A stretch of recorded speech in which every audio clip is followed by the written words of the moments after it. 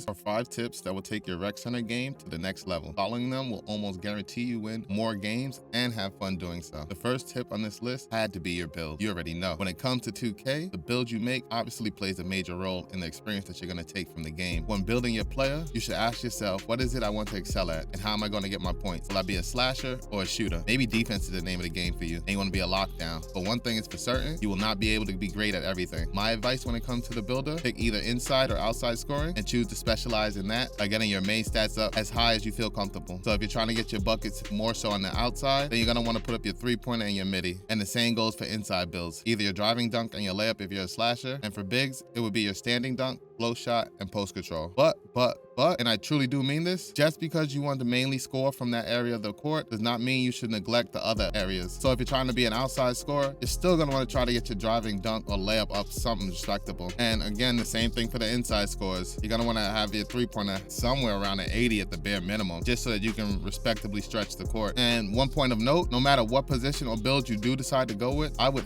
heavily, and I mean heavily, suggest investing in defense, especially if you're running solo rec. Next gen offense can be unforgiving at times. Don't set yourself up for failure on the defensive end. Other randoms will definitely stop passing you the ball on offense. Moving on to tip number 2, and that's going to be to stay within your role. Whatever role you decide to go with when making your build is the role that you need to play now on the court. Nothing is worse than that big that's trying to bring the ball up court just to get it stolen and give up easy, unnecessary points on the other end. And the same can be said for those pesky guards that are fighting for offensive rebounds when they're only like 6'2", instead of getting back on defense and stopping the break. Pretty much what I'm saying is stay within the limitations of your build. If you're desiring to do something else, just make a new build or try to take that into consideration when you're making your current build. Trust and believe me, if you're a random, not adhering to this tip is probably the quickest way to ensure that your teammates is going to ice you out on offense. The build out of the way, and we're short up on our roll. It's time to jump into our third tip for improving your rec center game, and that's going to be spacing. In 2K, just like the NBA, spacing is king. Having good spacing, or better yet, knowing how to properly space the court, pretty much the barrier of entry for being comp in this game. I mean, come on, we have all been there. Your team just lost a tip, and the other team's power forward has it, and here comes their small forward and shooting guard looking to set screens on either side of the power forward, and you know somebody out there is AFK, and you just already know it's GG's for that squad. That is a team that's destined to lose. Don't be one of those players I just spoke of. What you want to do is get into a set space on the floor. Probably the most popular set is the 5-out, where you have guys in both wings and both corners, and the point guard working out of the top of the key. If you have a big who can't shoot, then it just turns into a 4-out, 1 in, and that one big is setting screens. The main thing though, get away from your teammates and give them room to work. Tip number 4 on our list is going to be to increase your basketball IQ. At the end of the day, 2K is a video game, yes, but it's a game that is based around the game of basketball. So naturally, if you're able to increase your general knowledge of the game of basketball, it's going to transfer over to 2K. And I'm not even talking about being some type of basketball historian or guru, but knowing and playing situational basketball will undoubtedly take your game to the next level. Like learning how to run different offensive sets and space out the court, or learning how to run zone defenses. Just remember that while it's a game, it's still basketball we all playing here. The next tip on this list is going to be a 2-part tip. The first part is directed toward the guards, and that's going to be to pass more. We do not have to be Magic Johnson and just dribble out the clock for 20 seconds straight trying to find an open man. In the guards defense, finding the open man is not easy at all. And if he misses you once or twice, it's not the end of the world. Don't jump on the mic, crucify him, and don't start flopping, selling. And then the second part of this tip is geared toward my bigs out there. And I alluded to this earlier, but stop giving up on the team, or whatever it is you want to call it, when you start dribbling the ball up court after your boards. I totally understand your frustration, but doing this is only going to cause your team to lose without a doubt. But of course, in the bigs defense, guards, we have to start looking for them more on offense. It's okay to drop it down to them once or twice and clear it out and let them just get to work. And then my bonus tip for this video is going to be to go out there